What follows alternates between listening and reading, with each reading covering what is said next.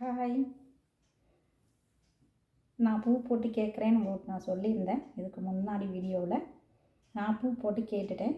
என் தெய்வம் எனக்கு உத்தரவு கொடுத்துருச்சு. எனக்கு அது கொஞ்சம் நான் எதிர்பார்க்காத உத்தரவு தான். இருந்தாலும் ஏன் நல்லதுக்காகத்தான் என் தெய்வம் வழிவிட்டுருக்கோம். 10 வருஷ காலமாக 15 வருஷ காலமாகவே நாம் அதை நோக்கியே போயிட்டுருக்கும்போது அது எல்லாமே சரியாக இருக்குது. அப்படிங்கும்போது கண்டிப்பாக இதையும் நான் ஏற்றுக்கிறேன். கடவுள் கொடுத்த உத்தரவை நான் கண்டிப்பாக ஏற்றுக்கிட்டு நான் செய்கிறேன்னு முடிவு பண்ணிட்டேன். அதனால் நீங்கள் ட்ரை பண்ணி பாருங்கள். நான் சொன்னது உங்களுக்கு அது கரெக்டாக இருக்குது அப்படின்னு சொன்னால் எனக்கு கமெண்ட்டில் தெரிவிங்க.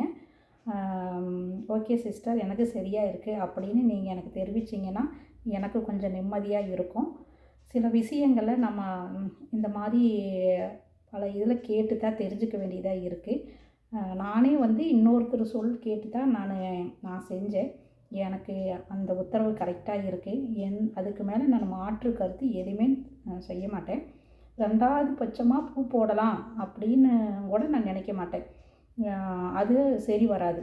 ஒரே ஒரு உத்தரவு மட்டும்தான். காலேஜ் சேர்த்துறதுலேருந்து, மேலே படிக்க வைக்கிறதுலேருந்து, வெளிநாடு வேலைக்கு போகிறதுலேருந்து, நம்ம ஒரு லைஃப் பார்ட்னரை சூஸ் பண்ணுறதுல இருந்து, பிஸ்னஸ்ஸு, இந்த மாதிரி எந்தெந்த வகையாக இருக்கோ எல்லா வகைக்குமே இது ஒத்து வரும். நீங்கள் போட்டு பார்த்துட்டு எனக்கு கமெண்ட்டில் தெரிவிங்க. இன்றைக்கி என் மனசு கிளியர் ஆயிடுச்சு. பாய்.